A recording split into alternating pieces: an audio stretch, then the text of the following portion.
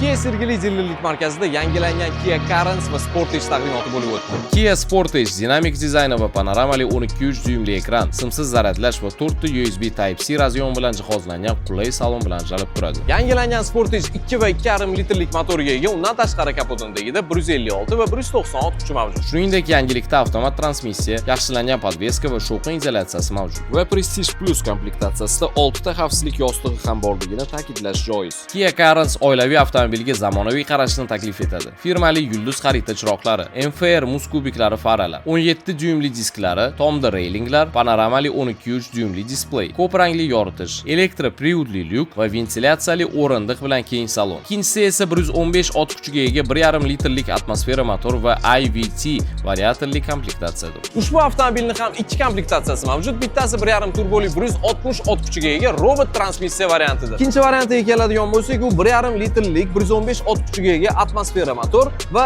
IVT variatorli komplektatsiyasi mavjud. Orqa qismi qayta ishlangan, orqa optika o'zgartirilgan. U ham yulduzlar xaritasi formatida qilingan. Shuningdek, chiroyli va nafis chiziq paydo bo'lgan. Bu yangilangan Sportage O'zbekistonda Kia sotuvi boshlanishidan beri mavjud avtomobil. Taqdimot modellarini premium va texnologik xususiyatini hamda Kianing zamonaviy oilalar uchun qulaylik va ehtiyojlarga e'tiborni ko'rsatadi. Agar siz yangilangan Kia avtomobillarini test drive'ga yozdirmoqchi bo'lsangiz, ushbu ekranda foydalangan ma'lumot bo'yicha kelishingiz mumkin. Ko'rishguncha